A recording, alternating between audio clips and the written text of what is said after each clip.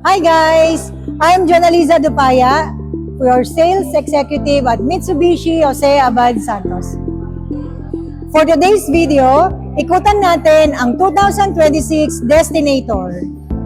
Sa ating engine, naka 1.5 liter turbocharged 4-in-line gasoline engine.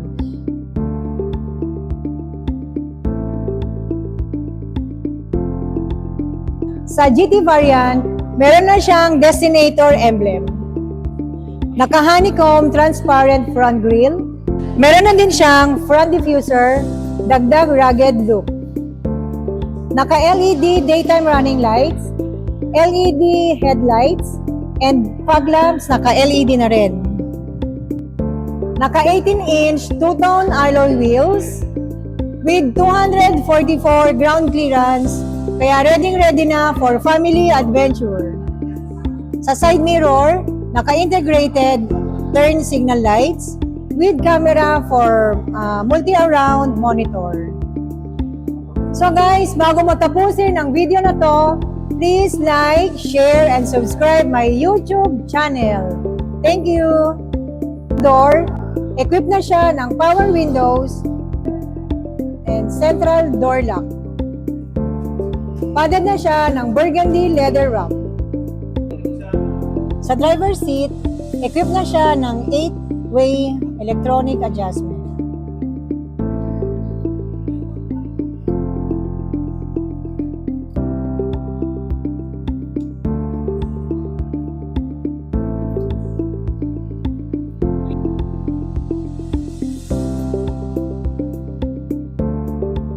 Sa ating seat, naka-burgundy and brown leather seat with heat guard. Sa steering wheel, naka 3-spoke leather wrap with hands-free buttons with tilt and telescoping.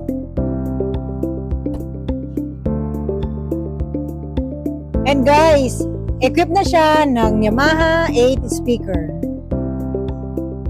Naka-digital meter cluster. Ang infotainment, naka 12.3-inch with wireless Apple CarPlay and Android Auto. Meron na tayong controls ng aircon with Nano EX technology. Naka push start button with drive mode. Sa drive mode, meron siyang normal, wet, mud, gravel, and tarmac mode. Equipped na rin siya ng electronic parking brake with brake auto hold. With 2 cup holders, with center console, with cooler. Built-in backup mirror camera. Dito naman yung mga controls para sa ating sunroof.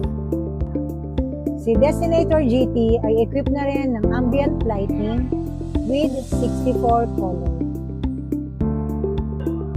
Ang ating sunroof ay kay Destinator GT only.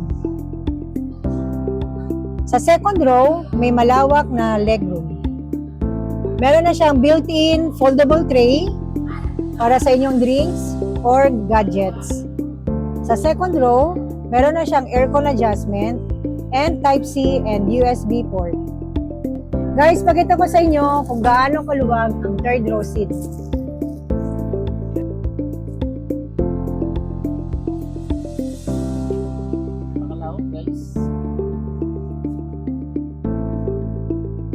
Ganito kalawak ang third row seat.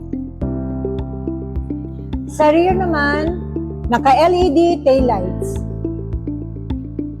Meron na siyang built-in spoiler at fin-type antenna. Sa tailgate, si Destinator GT lang ang meron kick sensor.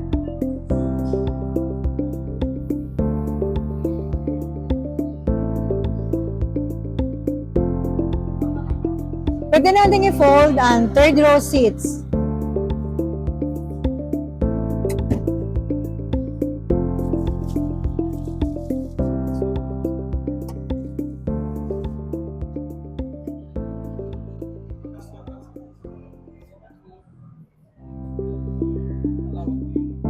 Guys, ganito ang itsura ng third row seat pag siya ay naka full flat.